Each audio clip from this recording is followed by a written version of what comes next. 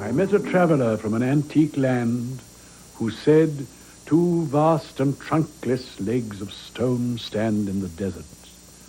Near them on the sand, half sunk, a shattered visage lies, whose frown and wrinkled lip and sneer of cold command tell that its sculptor well those passions read, which yet survive, stamped on these lifeless things." This poem by Shelley, Ozymandias, was written in 1817, a few years before the death of poor insane George III, and at a time of much unrest in England, following the conclusion of the Napoleonic Wars. In another sonnet, written a couple of years later, Shelley put much of his feeling of impotent rage, despair, and loathing into such lines as, "An old, mad, blind, despised, and dying king. Princes, the dregs of their dull race, who flow through public scorn, mud from a muddy spring." That was Shelley's vitriolic but limited response to what he saw as a decaying tyranny. But in the poem Ozymandias, he takes a longer view, equally tersely expressed, but facing with ironical relief the certainty that these things will pass, and the poem itself becomes a monument to such certainty.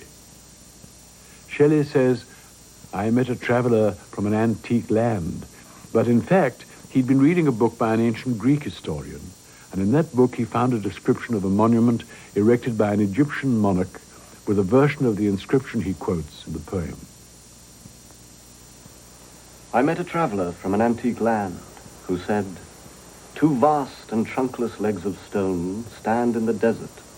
Near them on the sand, half sunk, a shattered visage lies, whose frown and wrinkled lip and sneer of cold command tell that its sculptor well those passions read, which yet survive, stamped on these lifeless things, the hand that mocked them and the heart that fed." And on the pedestal these words appear: "My name is Ozymandias, King of Kings. Look on my works, ye mighty, and despair." Nothing beside remains. Round the decay of that colossal wreck, boundless and bare, the lone and level sands stretch far away. Shelley was a young man of 25 when he wrote that poem. He was impulsive, highly intellectual as well as emotional, a radical in all things. Many of the notions that still exist today of the poet as rebel, martyr, impractical dreamer are based on concepts of Shelley or ideas, sometimes mistaken ideas about him. Like Keats, whom we come to in a moment, he died in Italy. Like Keats and Byron, he died young. But he had a tougher side to him than he's sometimes given credit for, as in his revolutionary ballad, The Mask of Anarchy. After the defeat of Napoleon, reactionary and oppressive governments spread across Europe, determined to keep down the mob. Castlereagh's regime in England, Metternich's in Austria. The year after Shelley wrote Ozymandias, troops in Manchester were ordered to fire into a peaceful meeting, what became known as the Peterloo Massacre. Here is part of Shelley's fierce reaction to that event in some stanzas from The Mask of Anarchy. In self-exile in Italy, he names names: Castlereagh, Eldon, Sidmouth, and in the end turns it into a revolutionary hymn. As I lay asleep in Italy, there came a voice from over the sea, and with great power it forth led me to walk in the visions of poesy. I met Murder on the way. He had a mask like Castlereagh. Very smooth he looked, yet grim. 7 bloodhounds followed him. All were fat, and well they might be in admirable plight, for 1 by 1 and 2 by 2 he tossed them human hearts to chew, which from his wide cloak he drew. Next came Fraud, and he had on, like Eldon, an ermined gown. His big tears, for he wept well, turned to millstones as they fell. And the little children who round his feet played to and fro, thinking every tear a gem, had their brains knocked out by them. Clothed with the Bible as with light, and the shadows of the night, like Sidmouth next, hypocrisy on a crocodile rode by.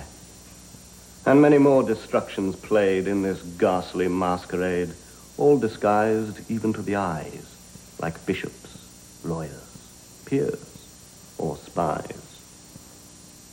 Last came Anarchy. He rode on a white horse splashed with blood. He was pale even to the lips, like death in the apocalypse. And he wore a kingly crown, and in his grasp a scepter shone. On his brow this mark I saw: I am God, and King, and Law. And these words shall then become, like oppression's thundered doom, ringing through each heart and brain, heard again, again, again. Rise like lions after slumber, in unvanquishable number. Shake your chains to earth like dew, which in sleep had fallen on you. Ye are many, they are few. In the 5 years between 1820 and 1825 came the deaths in succession of Keats, Shelley, and Byron. Keats, the youngest of the 3, came from the least privileged background. His father looked after horses at a London inn. Both his parents died while he was still a child, and it was soon after he'd qualified in medicine that within an amazingly short time his poems had so impressed the most brilliant and controversial literary editor of the time, Leigh Hunt, that Hunt encouraged him to concentrate on poetry. Keats's short career of writing poetry seems almost a race with time. His masterpieces concentrated into the years 1819 and 1820. He was precocious and very widely read, and a great deal of the nourishment for his own poems came from his reading. Myths and legends, Homer's ancient poems, and Chaucer's medieval ones, as well as the romantic rediscovery of old ballads, all these came to feed Keats's vivid imagination. At the beginning of his most productive year, 1819, he wrote a mysterious, almost literally unearthly ballad of his own. Unearthly and yet full of precision. Oh, what can ail thee, knight at arms, alone and palely loitering? The sedge is withered from the lake, and no birds sing. Oh, what can ail thee, knight at arms, so haggard and so woe begone? The squirrel's granary is full, and the harvest's done. I see a lily on thy brow, with anguish moist and fever dew, and on thy cheek a fading rose fast withereth too. I met a lady in the meads, full beautiful, a fairy's child. Her hair was long, her foot was light, and her eyes were wild. I made a garland for her head, and bracelets too, and fragrant zone. She looked at me as she did love, and made sweet moan. I set her on my pacing steed, and nothing else saw all day long, for sideways would she lean and sing a fairy's song. She found me roots of relish sweet, and honey wild, and manna dew, and sure in language strange she said, I love thee true. She took me to her elfin grot, and there she wept and sighed full sore, and there I shut her wild, wild eyes with kisses fall. And there she lulled me asleep, and there I dreamed, ah, woe betide, the latest dream I ever dreamed on the cold hillside. I saw pale kings and princes too, pale warriors, death pale were they all, who cried, La belle dame sans merci hath thee in thrall. I saw their starved lips in the gloam, with horrid warning gaped wide, and I awoke and found me here on the cold hillside. And this is why I sojourn here, alone and palely loitering, though the sedge is withered from the lake, and no birds sing. In the autumn of the same year, 1819, Keats was in Winchester, and he wrote from there to a friend, "How beautiful the season is now, how fine the air, a temperate sharpness about it. I never liked stubble fields so much as now. Aye, better than the chilly green of the spring. Somehow a stubble plain looks warm." This struck me so much in my Sunday's walk that I composed upon it. And a few days later, Keats sent this to another friend, the completed ode to autumn.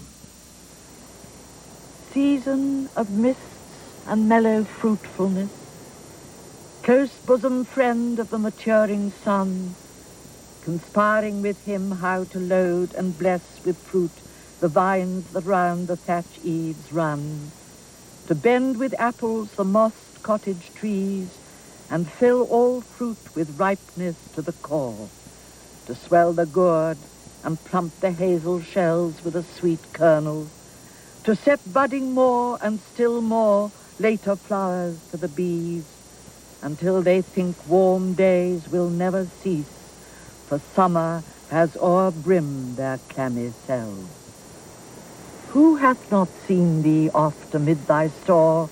Sometimes whoever seeks abroad may find thee sitting careless on a granary floor, thy hair soft lifted by the winnowing wind, or on a half-reaped furrow sound asleep, drowsed with the fume of poppies, while thy hook spares the next swathe and all its twined flowers. And sometimes, like a gleaner, thou dost keep steady thy laden head across a brook, or by a cider press with patient look thou watchest the last oozing, hours by hours. Where are the songs of spring? Aye, where are they? Think not of them, thou hast thy music too, while barred clouds bloom the soft dying day, and touch the stubble plains with rosy hue. Then in a wailful choir the small gnats mourn among the river sallows, borne aloft or sinking as the light wind lives or dies, and full-grown lambs loud bleat from hilly bourne, hedge crickets sing, and now with treble soft the red-breast whistles from a garden croft, and gathering swallows twitter in the sky. Sensuousness and richness combine together to make something full of feeling, yet full of artificiality too. Quite different from poems like Wordsworth's, for instance, which aim at their best for naturalness and achieve it. Keats was a very conscious, very self-conscious artist. Yet, paradoxically, he keeps his own self, the I figure, out of his poems much more than Wordsworth does. He met Wordsworth, by now very famous, and he also met Shelley, who invited him to Italy to try to find a cure for the tuberculosis that Keats had developed. Towards the end of 1820, Keats indeed set off for Italy, but it was too late. Within 3 months of his arrival, he died at the age of 25. Within a year of Keats's death, Shelley wrote and published a poem which was always subtitled as an elegy for him, Adonais, one of the greatest and at the same time one of the most typical romantic poems, romantic in its aspirations, its language, its sense of the sublime importance of the poet. Here are its concluding stanzas. The one remains, the many change and pass. Heaven's light forever shines, earth's shadows fly.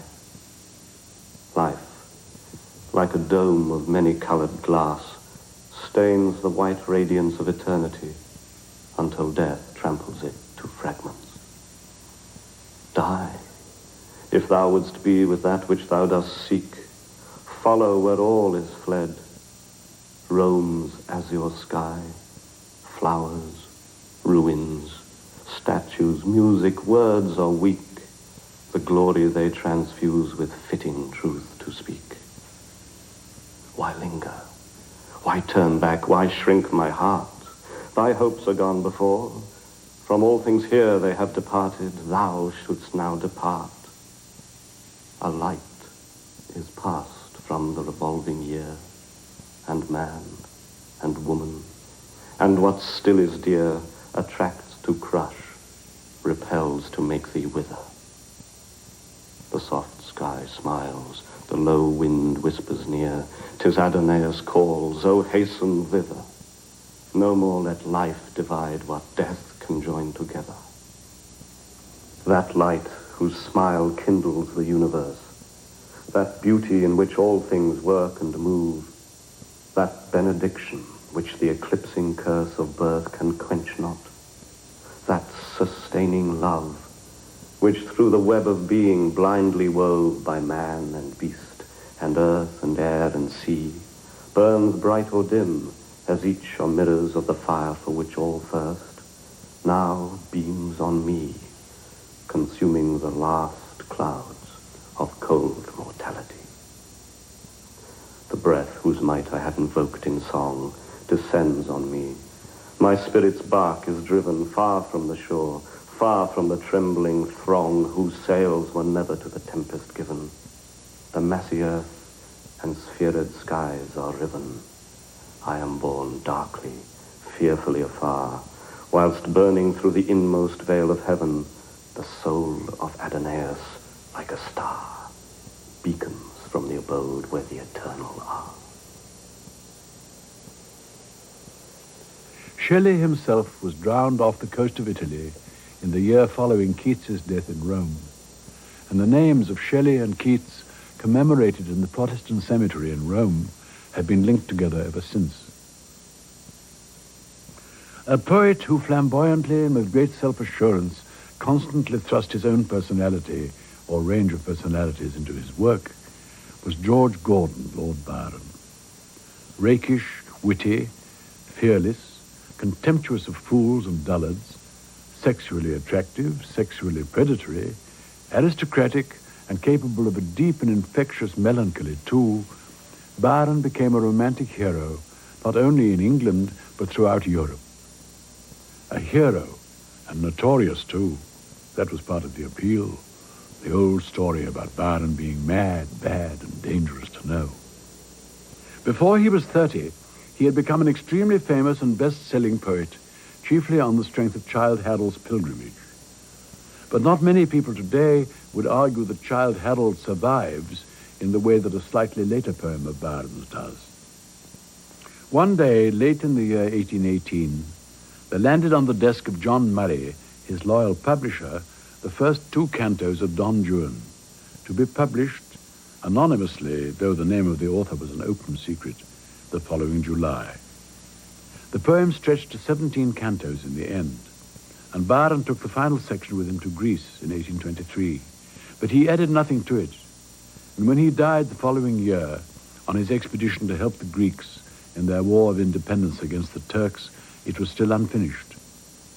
But Don Juan is his masterpiece all the same, a great comic poem, which is also a great comic autobiography, full of the multitude of things that passed through Byron's fertile mind during the 36 crowded years of his life. Here, cynical and exuberant, mocking and self-mocking, are just 8 stanzas from this endlessly entertaining romantic epic.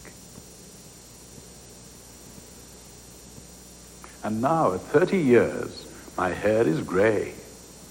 I wonder what it'll be like at 40. I thought of a peruke the other day.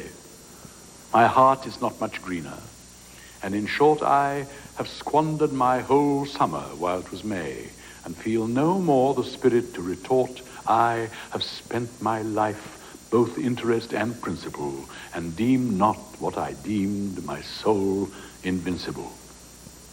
No more, no more, oh, never more on me. The freshness of the heart can fall like dew, which out of all the lovely things we see extracts emotions beautiful and new, hived in our bosoms like the bag of the bee. Think'st thou the honey with those objects grew? Alas, 'twas not in them, but in thy power to double even the sweetness of a flower. No more, no more, oh, never more, my heart, canst thou be my sole world, my universe. Once all in all, but now a thing apart, thou canst not be my blessing or my curse. The illusion's gone forever, and thou art insensible, I trust, but none the worse. And in thy stead, I've got a deal of judgments, though heaven knows how it ever found a lodgment. My days of love are over, me no more the charms of maid, wife, and still less of widow, can make the fool of which they made before. In short, I must not lead the life I did do. The credulous hope of mutual mind is o'er. The copious use of claret is forbid too. So for a good old gentlemanly vice, I think I must take up with avarice.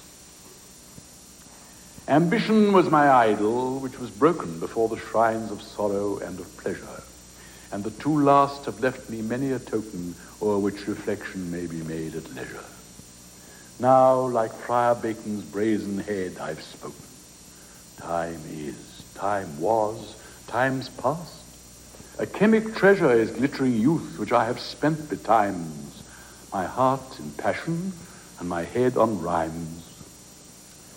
What is the end of fame? 'Tis but to fill a certain portion of uncertain paper. Some liken it to climbing up a hill, whose summit, like all hills, is lost in vapor.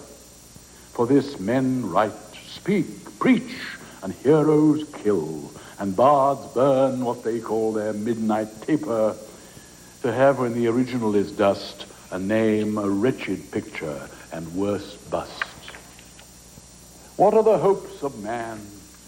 Old Egypt's king Cheops erected the first pyramid, and largest, thinking it was just the thing to keep his memory whole and mummy hid.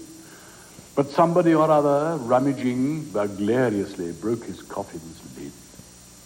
Let not a monument give you or me hopes, since not a pinch of dust remains of Cheops.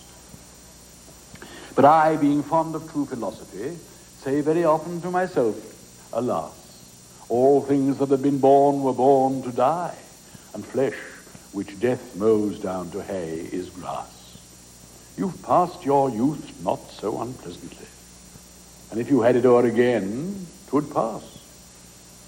So thank your stars that matters are no worse, and read your Bible, sir, and mind your purse.